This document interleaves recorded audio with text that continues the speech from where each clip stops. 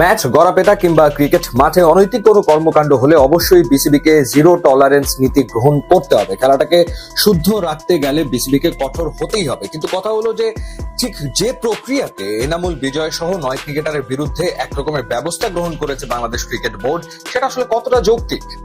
প্রথমত, গত আসরে এমন কোন ঘটনা ঘটেছে যেই ঘটনার কারণে একটা তদন্ত কমিটি তারা 900 পৃষ্ঠার একটা প্রতিবেদন জমা দিয়েছে, সেটার প্রেক্ষিতে যে ইন্টিগ্রিটি কমিটি করেছে বিসিবি এবং যেটার প্রধান হচ্ছে অ্যালেক্স মার্শাল, তার পরামর্শ মতে এই 9 জনকে বিপিএল এর অকশন থেকে বাইরে রাখা হয়েছে। আবার তারা কিন্তু চাইলে ঢাকা প্রিমিয়ার লিগ ক্রিকেটে খেলতে পারবে, তারা চাইলে ফার্স্ট ক্লাস ক্রিকেটে খেলতে পারবে। এটা কি ধরনের নিয়ম? এনামুল বিজয় তিনি তীব্র প্রতিবাদ জানিয়েছেন এবং তার মান ক্ষুণ্ণ হয়েছে, তিনি সেটা জানিয়েছেন এবং তিনি বলেছেন তিনি যদি দোষী হয়ে থাকেন তাহলে প্রমাণ দিক এবং তাকে আজীবনের জন্য ক্রিকেটে নিষিদ্ধ করা হোক। এনামুল বিজয়ের কথা ভীষণ রকমের যৌক্তিক, কোনো সন্দেহের ব্যাপারে নাই। কিন্তু বিসিবি কি এখন পর্যন্ত কোনো প্রমাণ সামনে আনতে পেরেছে? তেমনটা কিন্তু আমরা দেখিনি। ঠিক কি কারণে, কোন অপরাধে এই 9 ক্রিকেটারকে, এনামুল বিজয়কে অকশনের লিস্ট থেকে শেষ মুহূর্তে বাদ দেওয়া হয়েছে, সেটার কোনো যৌক্তিক ব্যাখ্যা কিন্তু পাওয়া যায়নি। রেড ফ্ল্যাগ এর কথা বলা হয়েছে। রেড ফ্ল্যাগ আসলে কি? তারা অভিযুক্ত। এখন প্রশ্ন হচ্ছে যে অভিযোগ করেছে কারা, কি অভিযোগ করেছে সেটা পর্যন্ত জানানো হয়নি। বা তাদের আচরণ ছিল বিপিএল এর সন্দেহজনক, সেই সন্দেহ কে প্রকাশ করেছে? সন্দেহজনক কি কি আচরণ বিজয় সহ এই 9 ক্রিকেটার করেছেন সেটার কি ব্যাখ্যা দিয়েছে বাংলাদেশ ক্রিকেট বোর্ড? না, সেটাও আসলে দেয়নি। এনামুল বিজয়ের কোনো কথোপকথন, কোনো কনভারসেশন, বা বিজয় এমন কারোর সাথে দেখা করেছেন, বা বিজয়ের ব্যাংক অ্যাকাউন্টে এমন কোনো ট্রানজাকশন হয়েছে যেটা প্রশ্নবোধক, যেটা নিয়ে সন্দেহ দেখা দিতে পারে, সেরকম কোনো কিছু কি বিসিবির হাতে আছে? সেরকম কোনো কিছু যদি বিসিবির হাতে থেকে থাকে তাহলে বিসিবি সেটা প্রকাশ কেন করছে না? সেটা প্রকাশ না করে ঠিক কিসের ভিত্তিতে এই 9 ক্রিকেটারকে বিপিএল আসলে খেলতে দেওয়া হচ্ছে না? বিজয় এমনটা বলেছেন যে গত সিজনে 30 লাখ টাকা তিনি পাননি, এখন পর্যন্ত 20 লাখ পেয়েছেন, 30 লাখ পাননি। তো এখানে তো আসলে বিজয়ের সাথেই অন্যায় করা হয়েছে।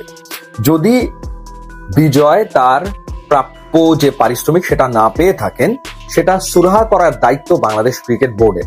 সেটা তো তারা করেইনি, অর্থাৎ বিজয় তার বাকি টাকা এখনো পায়নি। উল্টো এবারের বিপিএল এ বিজয়কে রাখা হয়নি। একজন ক্রিকেটারের রুজি রুটি হচ্ছে ঢাকা প্রিমিয়ার লিগ ক্রিকেট বা বিপিএল, সেখানে তাকে খেলতে দেওয়া হচ্ছে না। খেলতে নাই দিতে পারে, কিন্তু সেটা কিসের ভিত্তিতে সেটা জানা তো খুবই জরুরি একটা ব্যাপার। এই যে 900 পৃষ্ঠার ভেতরে কি উল্লেখ করা হয়েছে, বিজয় কি এমন করেছেন, সেটা অবশ্যই বিসিবি তো জানানো উচিত।